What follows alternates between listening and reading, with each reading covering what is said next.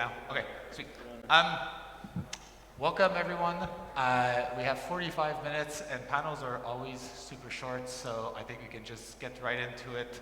Won't do a whole round of intros.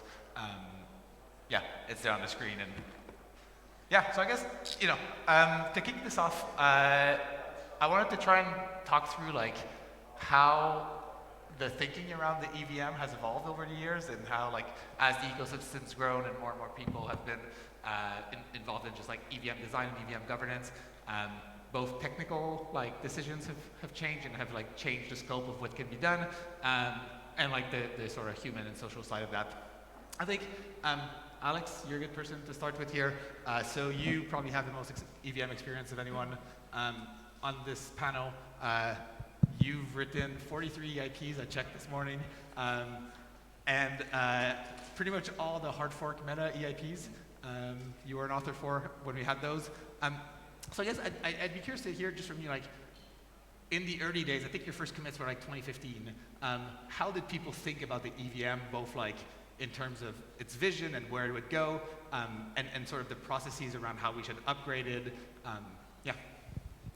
Yeah, actually those meta EIPs, they were like retrospective, like retroactively added.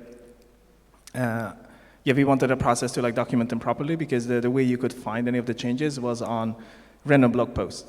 There wasn't even a website, just random blog posts. And at the time, this strictly goes against what people are doing right now, is like splitting EIPs and ERCs. We decided to have like meta EIPs and put that detail into the EIP repo.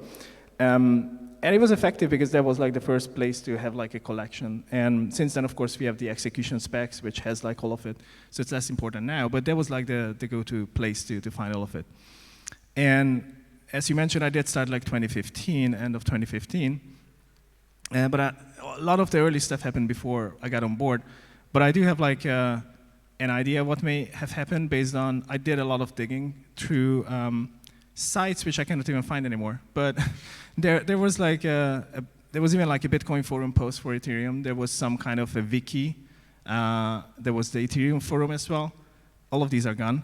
At some point I did find like 2 earlier revisions of the EVM spec, which look quite different. And the first one looked like Bitcoin script. So it looked like an evolution of Bitcoin script. And then I did see the version where they had what we call now precompiles. All of them were part of the instruction set.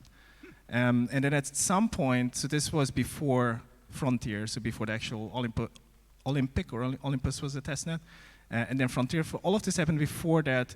By the testnet, I believe it was already kind of what we started with, which means we had the precompiles and there was the catch check as the instruction. And diffing that against what was before that kind of suggests to me that it was kind of ad hoc. There wasn't too much into it, right? And I believe the reason they moved the precompiles because they seemed like too complex to be instructions, but left catch check because that was too important to move. Because Solidity was already being developed at the time, and the hash map, so any kind of like data lookup was depending on the catch-check instruction. And the other part of this is the actual languages, right? So we had LLL, there was Muten, there was the original Serpent and Solidity was like the most advanced, but it was still like super early. So then I finally came in end of 2015 and tried to use it. Ended up finding bugs in the compiler, bugs in the language was very limited. And I think the needs haven't really arisen yet from the language side to press too much on the EVM, because they were still like trying to implement the EVM and try to implement basic stuff in the language, so they didn't really run into big issues in the instruction set. And then one thing I was trying to I was doing actually a smart contract wallet. That was my first project. Because there was no hardware wallet for Ethereum, so I used the Trezor with like Bitcoin signed messages. And it was a smart contract wallet. And implementing that was like quite challenging. Did you use any ETH in your smart contract wallet? Yeah, there's still some there. Yeah, quite significant, but it works, I believe. And yeah, back then there wasn't even like shifting instructions in EVM, so it was all multiplication division. And actually, that was one of the parts I found a bug in. So this prompted me to wanting to have shifts because I've been doing languages and low-level languages assembly. So for me, not having shifts was like insane. And the first answer I got, oh, we don't need shifts. We have multiplication. You can just do it with multiplication and exponentiation. Yes, you could do it. And that's what the compiler did, what people did. I don't actually remember, but it was me proposing, or Pavel, or both of us, or I don't know. But we ended up proposing shifts very early on. And that time, this was still before EIPs became a really big thing. The repo was created, and EIPs weren't actually created as issues. And there were a number of really interesting issues there, extending the EVM.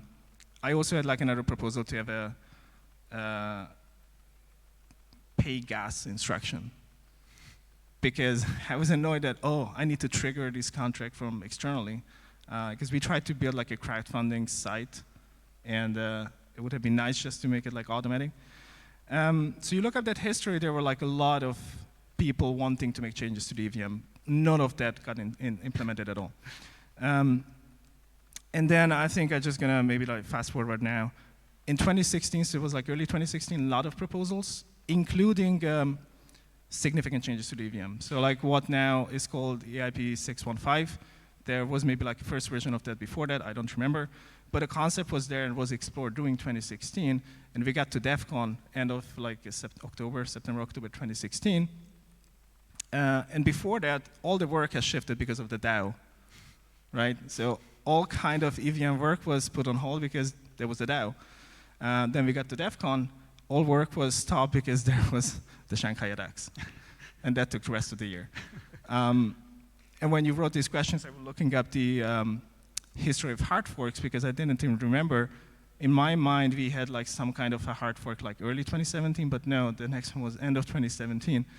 And that had some changes on the EVM, focusing on scaling. So it has had the elliptic curve precompiled. But yeah, I mean, that's the early history of at least what I observed. Awesome, thanks.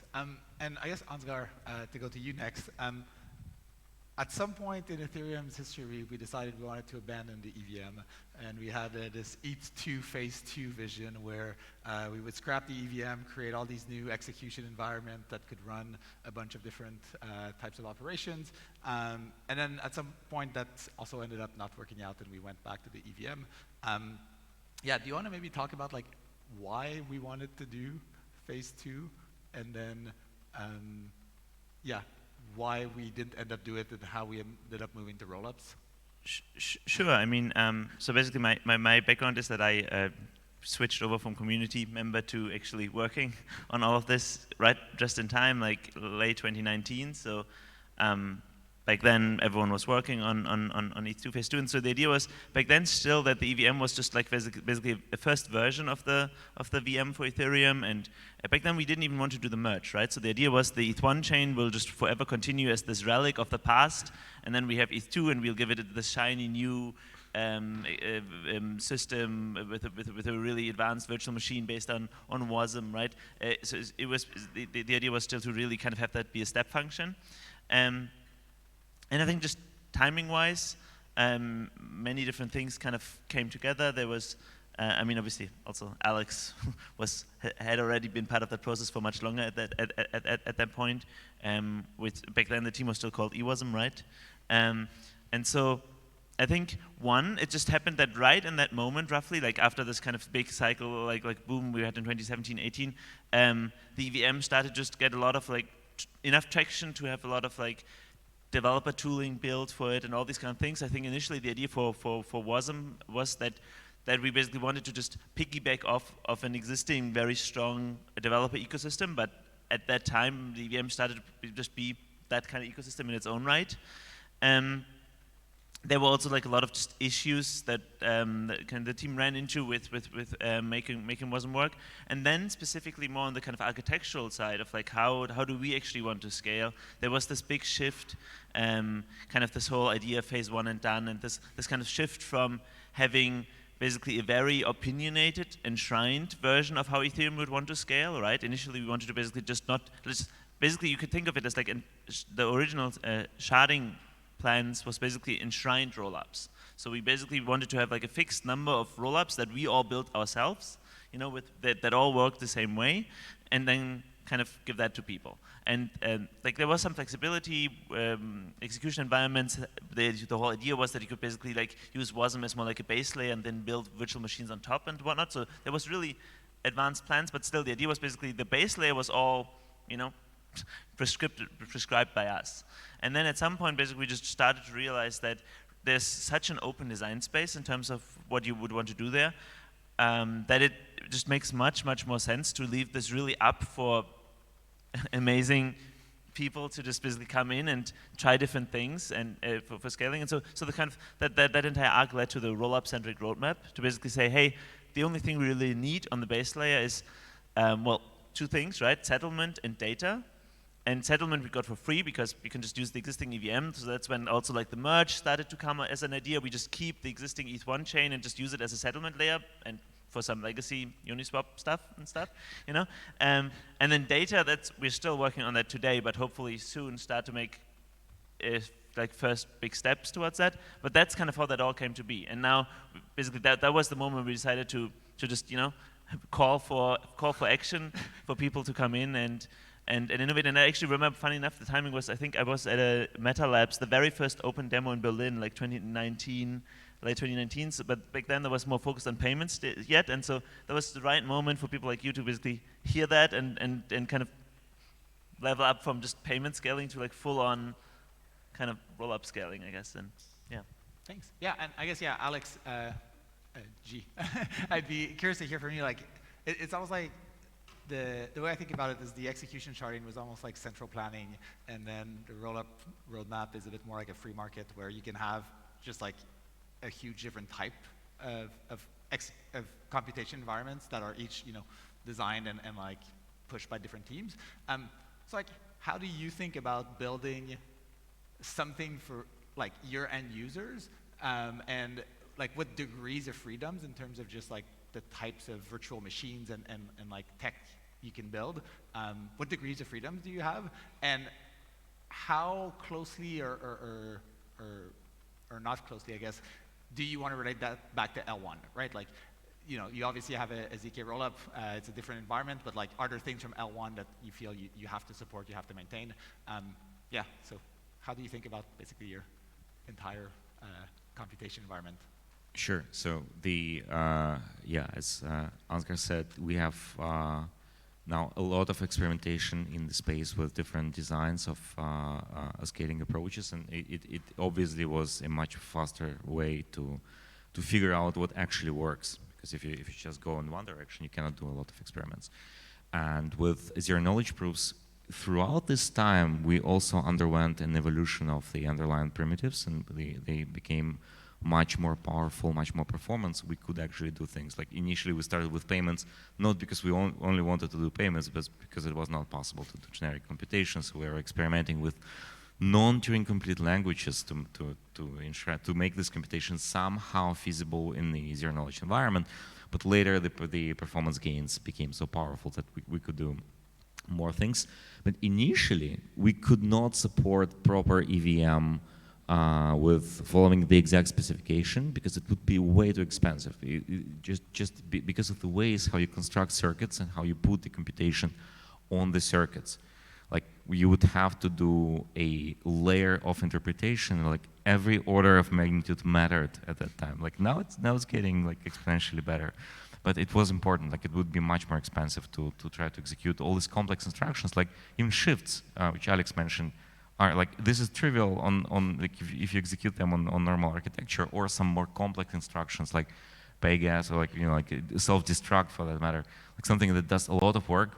Sure, in normal von Neumann computation environment, you just have a branch and you say this instruction does this chunk of work and this instruction does this small chunk of work, but it's very efficient.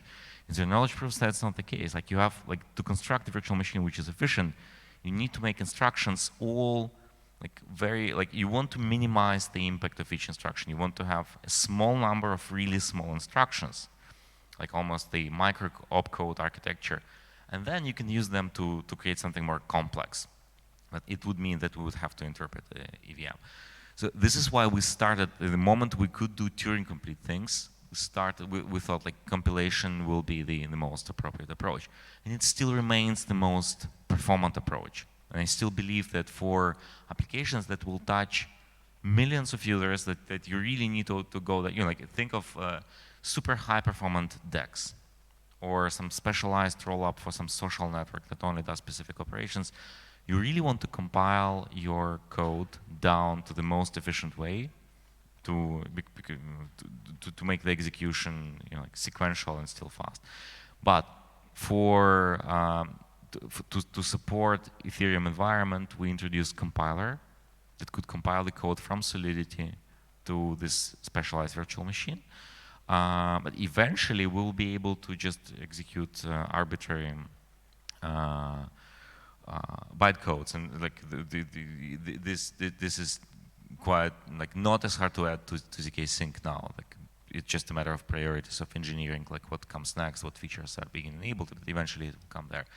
So in this sense, EVM matters a lot because it became de facto standard for all virtual machines now. There's a lot of tooling, there's a lot of knowledge, expertise in the builder community to create, like how to create efficient, how to create most of all secure applications in the EVM environment. And this knowledge has, like, it has to live. It has a very long time to live, and we have to deal with it. And we obviously advocate for standardization and like also working with L2s and with especially ZK world to understand what's the best way for Ethereum to evolve. Because Vitalik has emphasized multiple times, ZK EVM is the future of L1 itself. Like we eventually want to be able to prove layer 1 from, if not from Genesis, then maybe from some intermediate checkpoint, but like have the fully succinct Ethereum if you want. And for this to happen, we want to converge on designs to make EVM more ZK friendly. Thanks. Yeah, I think this is a good. Can I please, interject? yeah. Because the instruction set was mentioned, and you also brought up WASM. And just quickly wanted to mention that like this WebAssembly work, right? The WASM work. It started early, well, early 2016, late 2015. So like rather early in the lifetime of EVM. And there were a number of motivations, but like one of them was that tooling is non-existent for EVM, right? And WASM would have more tooling. But I think what was more interesting is that we would move towards like light clients heavily. And so everybody would have a light client on their phone, and phones have browsers which would run WASM, so it made a lot of sense, right? And you mentioned that we ran into issues. I mean, we actually didn't really run into like too many issues with WASM itself per se. It's rather the governance and the process, and you know how time went on, because these initial assumptions they have changed, right? Because as time has passed, tooling has improved, and light clients are still not a thing on the phone. But you know, with the instruction set, as you said, the EVM is kind of like you want like small instructions, and there was also like a motivation with WebAssembly because EVM wasn't really pure. You have a mix of like really high-level instructions, like you know the state-related ones, and purely like VM instructions. And WASM seemed like, you know, assuming these other goals, seemed like a really good target. A reduced version of WASM, of course, because WASM has a lot of stuff. Yeah, I mean, we do see like ZK WASMs. Who knows, you know, whether it would have been a right approach. But by the time we got over like the DAO, the Shanghai attacks, a bunch of other stuff, you know, the time it was like kind of ready to be adopted, you already had a lot of tooling. You had a lot of like existing EVM. And that's when the phase 2, E2 phase 2 stuff came in, you know, maybe do like the WASM switch there. Just, you know, wanted to add this in. Thanks.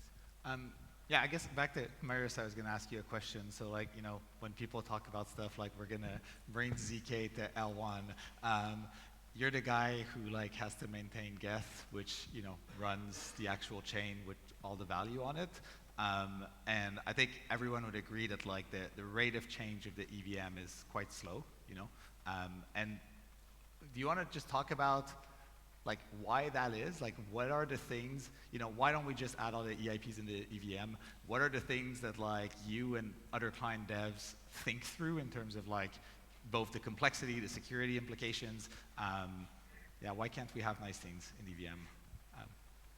yeah, I'm sorry that I always have to be the one who says no to this, the nice things. Just as a quick side note, I also really like the idea of eventually ZK-ifying the EVM on L1.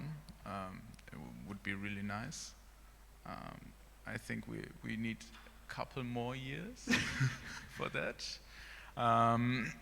But yeah, in general, I think it's for us.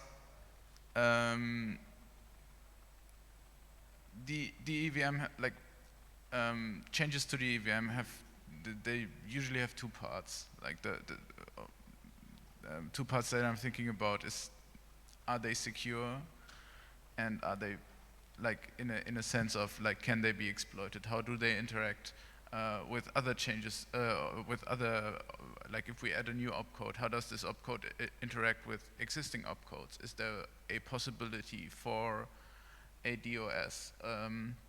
All of these things. And the other thing is like, can we maintain the code for it?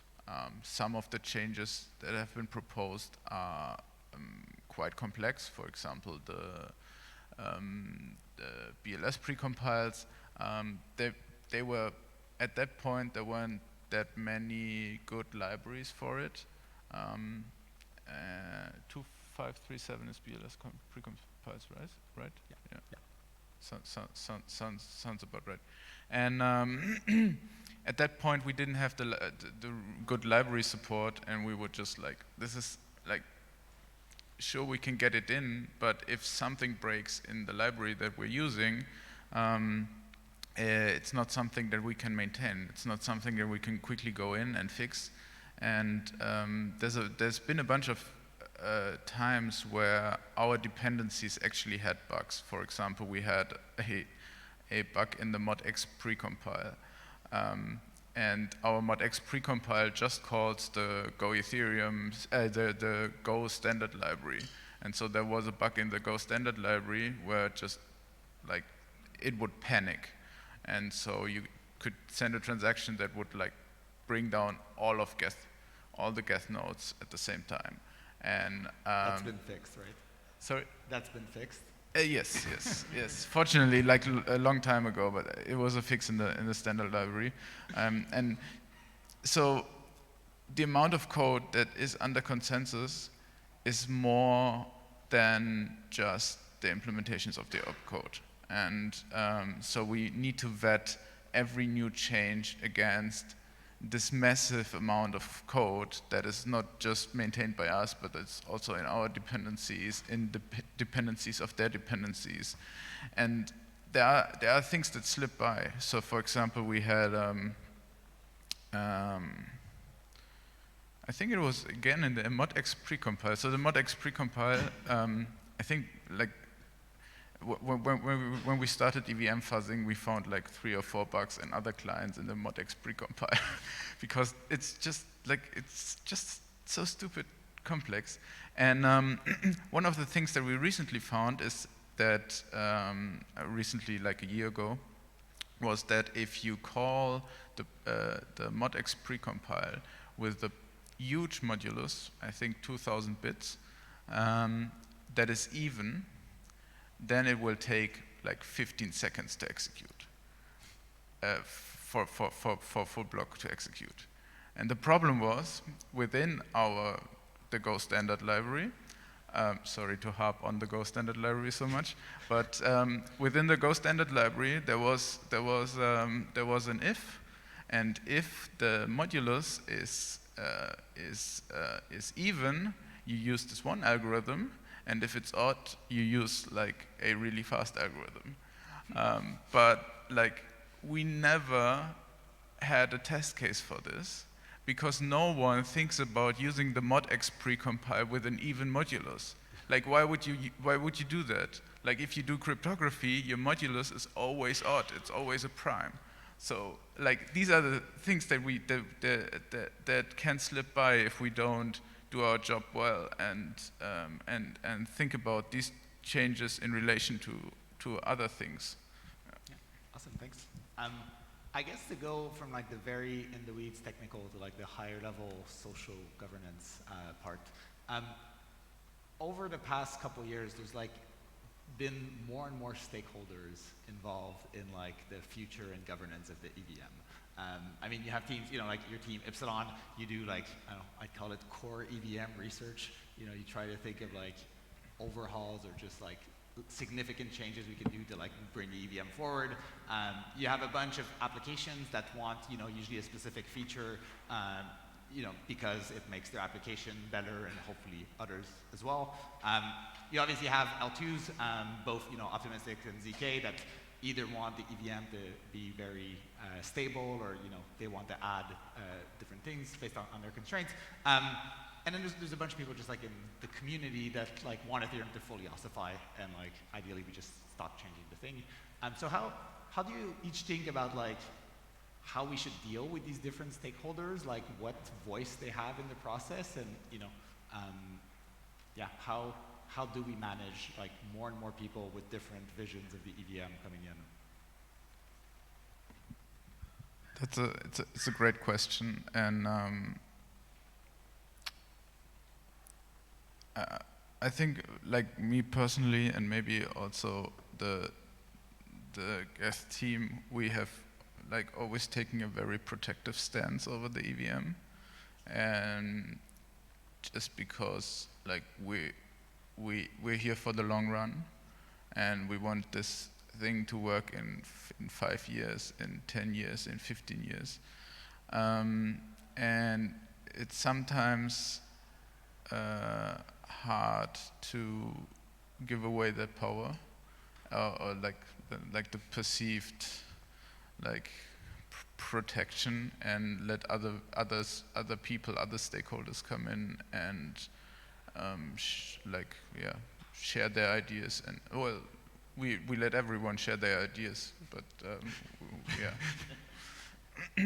So yeah, and I'm glad that there's this Cambrian explosion of L2s that try something different, that do like different execution environments, not the EVM, but like other things, and or also play with the EVM.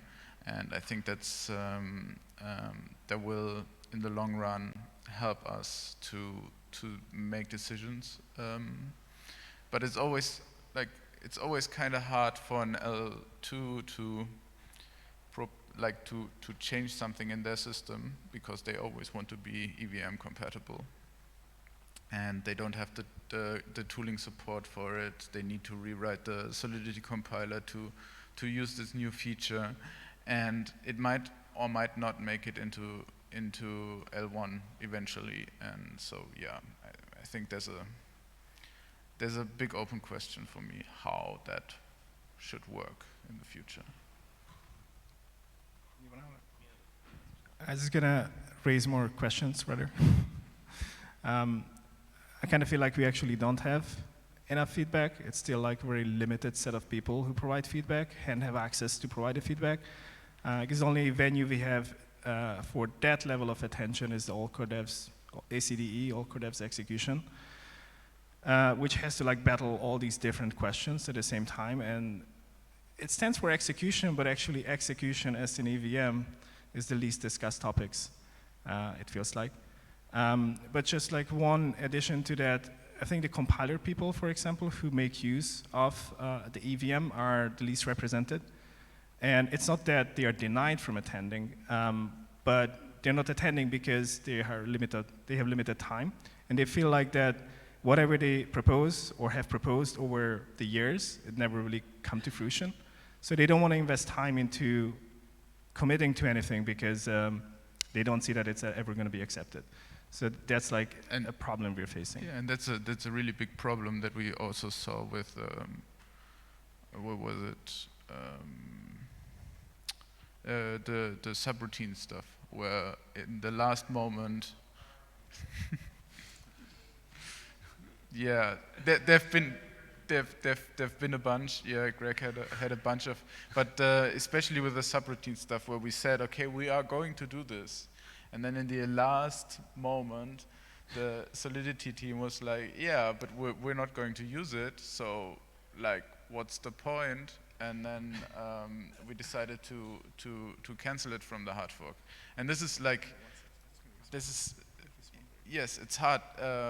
It's hard to always follow the discussions, but I think if you if you're a compiler team, we need the input of you, because you are the ones, like, we're not using the EVM. We're providing the EVM. The compiler teams are using the EVM. And so they need to have their voice in this discussion. I mean, that was my other impression, that the core teams not actually use the EVM. But regarding to the compiler teams, I do think that they did raise concerns that they wouldn't use it, but I think it's just a process we had at the time, and maybe still have. Stuff was only really listened to if you showed up consistently. And if you just left a comment on Ethereum emergence, I mean, it was there, but nobody really picked it up. So it was more like, you know, they didn't have the time to attend every single one, and that's how their voice wasn't heard, until they really felt like, okay, this last time we have to make sure that our voice is heard.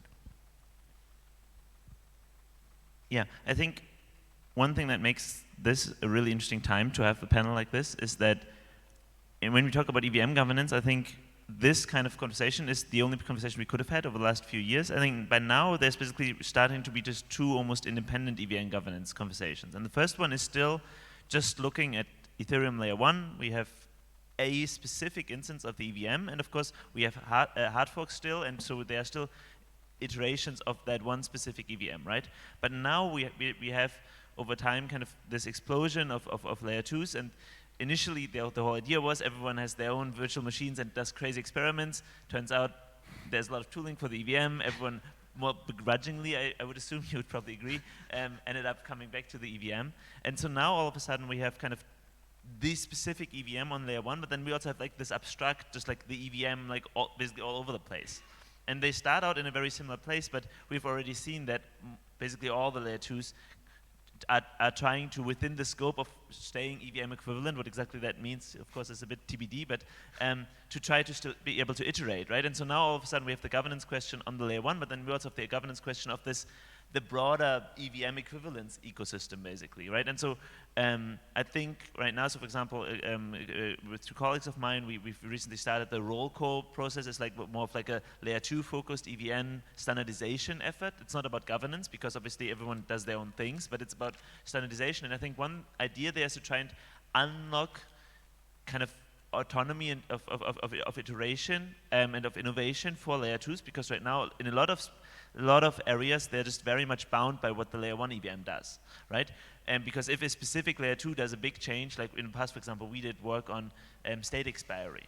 And we have a proposal there. We just decided for layer 1 it's not necessary. Layer 2s might want to do this. It's a much too big change for any individual layer 2 to do, because you'd immediately just all the tooling would no longer work for you. But if there was a standard for multiple layer 2s to do that, and that's just one example, I have no idea whether that specifically will happen, but like there's many of these like features where it just is impossible for a single layer 2 to do it. But if we have a standard that basically moves away from the layer 1 EVM, but in a standardized way, we could start to really get back to basically the best of both worlds, where we have the robustness and the security and the slow movingness of the layer 1 EVM, but still the kind of the more ambitious kind of innovation speed and more kind of grand vision of the EVM as a more advanced virtual machine, or like EVM 2, 2.0 or something, like at some point down the road, and basically kind of like combining those in this tension that the EVM equivalence requirements set.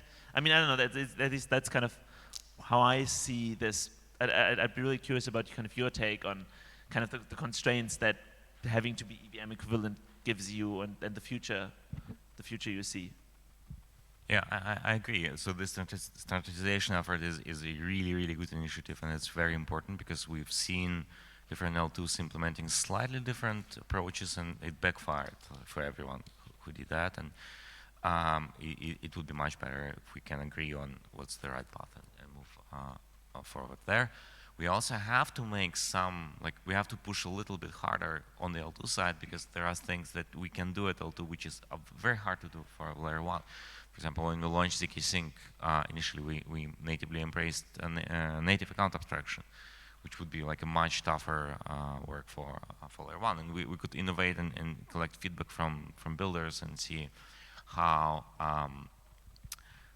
like provide some valuable information upstream to core development. I think we're at the point where it's natural that protocols tend to ossify more with like number of stakeholders rising. And the reason for this is that you have to really carefully consider the trade-offs of changes.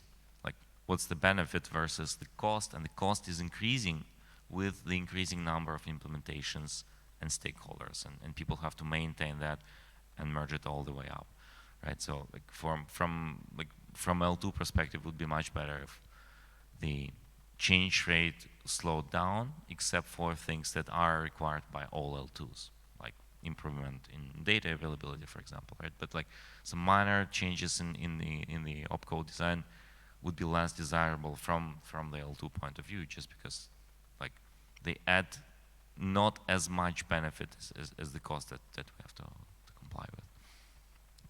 What are you gonna say? For us. Yeah, I have actually a comment on roll call. And I think we're like in a really tough situation in trying to improve the EVM purely on the layer 2 level. And there are a couple of reasons for that. One is the adoption side, other is like the language side. On the adoption side, if you make changes, you're basically tying whichever product, an application on top of your layer 2, whichever product adopts those changes, you're tying that product into your chain. Because they have to have like 2 versions of the implementation across like different chains. I'm not sure, whether that's desired, possible, likely. Maybe, maybe there are products who are willing to do that. Maybe there are products who are not. I have no idea. That's a risk I see. On the language side, obviously today Solidity has like a really big market share. And if you want to make changes to the EVM, you want to make it such that Solidity would support it, because otherwise you won't be able to use it. Of course, there's Viper with a large market share and a number of other languages. But still, it seems like the majority of the projects do use Solidity. Solidity has actually 2 features making this somewhat possible. Obviously, the easiest one is precompiles, because they are just regular calls. So you can freely extend the chain with precompiles and without changing Solidity. And that's what I've seen like layer 2 is doing mostly.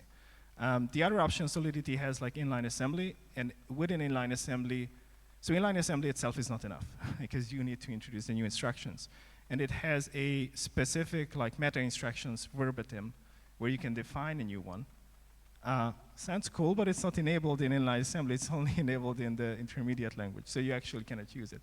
So if that would be, then maybe you could, but then you fall into the first problem, right, is if somebody's adopting it. And the last point I wanted to raise with the precompiles, it's like a big debate and question whether that's like a good direction or bad direction, right? We have a big history with precompiles. We do have the modexp. People are proposing new ones. And I think that's a likely case what can be standardized across roll call, because that doesn't require an EVM change. It's not really the EVM, right? It's something else. And considering like ZK EVMs, maybe it's interesting because precompiles are kind of like gadgets in the sense that maybe they do suit like ZK EVMs better, as much as I dislike the concept of precompiles. So I think those are really good points, but specifically kind of because I think maybe it's important to like briefly go into that, because that really motivates, I think, where at least we might see the EVM going, right? Like, so I think one thing you said that basically, and we see this today, like for example, some smart contract wallets only support Starknet or only support ZK Sync or something because of the specific account abstraction implementations that you find there, right?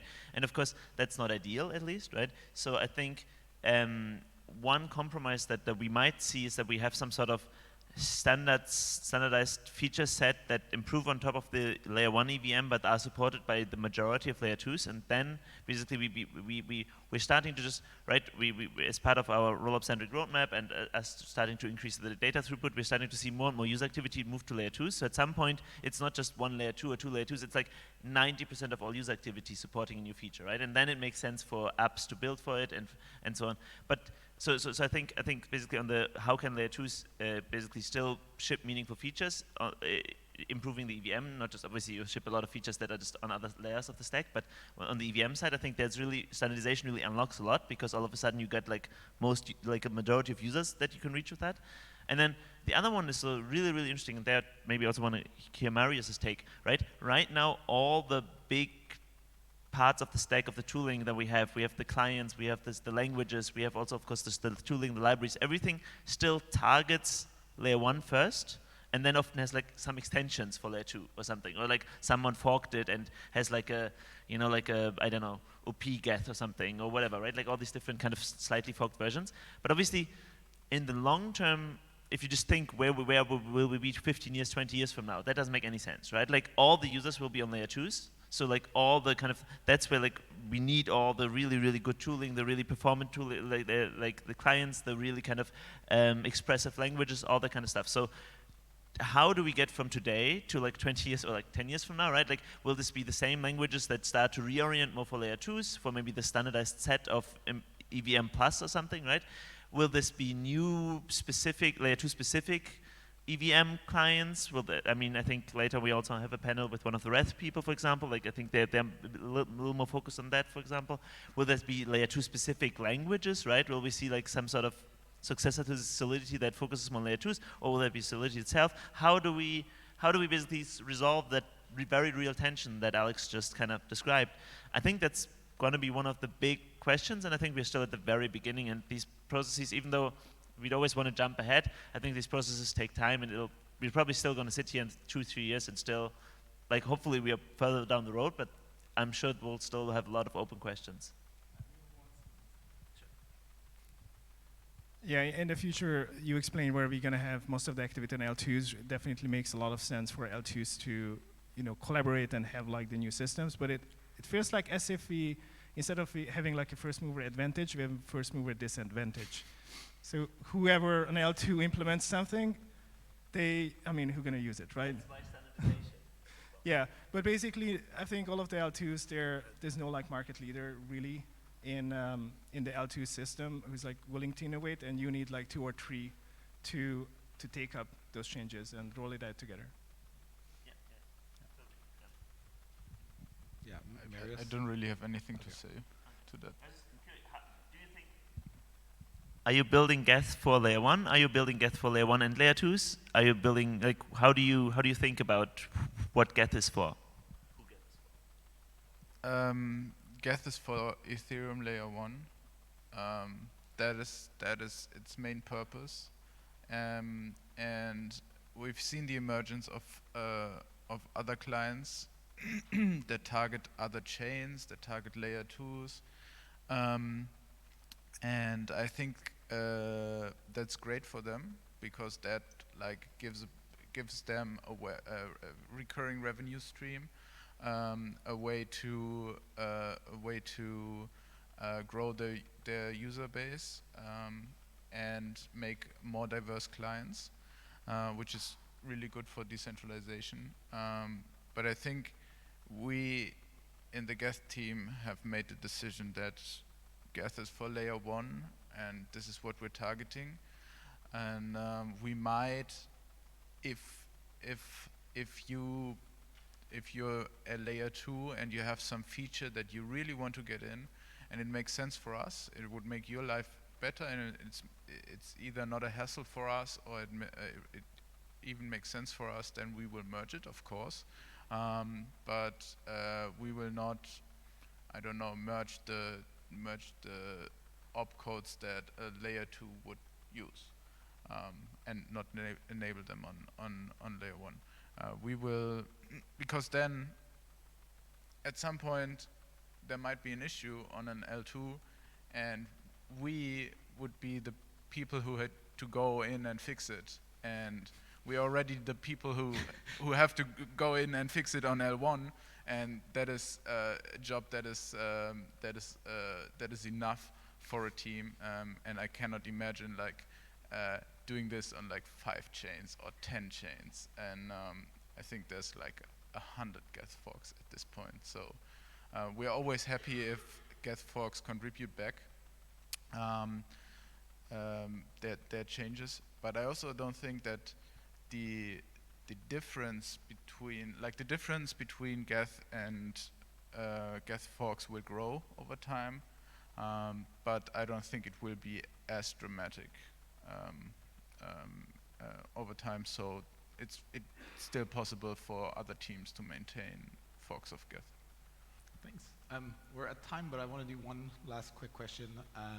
If you each have like a thing you could change in the EVM and force merge it in, what would it be? I don't have. I also don't have a thing that I would change, but I have a tip for everyone building their EVM about the modx precompile. Try testing your modx precompile. So the modx precompile does x to the power of y mod p, right? Try testing it with all the values set to 0, or like some of the values set to 0. There's bound to be a bug there. So I think we've seen this bug where you do a trillion to the power of a trillion mod 0, which is going to be 0, but some implementations actually compute that. And will spend a long time computing something that will be 0 in the end. So yeah, just if you're building your own EVM, check this. Thanks. I guess, okay, so because these two had 0 changes, you get 2 changes in each. Wow, two, that's you both amazing. have a lot of pending EIPs. Can I auction one off? No. I think I'm reasonably optimistic that with like standardization and whatnot, we will like on many kind of features that are yet to come, we'll get to a good version. I'd maybe use that root power to try and fix some of the kind of divergence we've seen. So like for example, if we had like EVM ecosystem wide standardized enshrined account abstraction, I think that would be really amazing. Cool. And now you get 3. I mean, obviously it has to be EOF, right? Does that count for 3 or for 1? That's one. That's one. But yeah, I can't. Yeah, the enshrined account abstraction, I definitely agree. And lastly, because I did get the 3, any change which makes it more extensible without needing to have precompiles, I would go for anything like that. Cool. Well, thank you all. Thank you all for listening.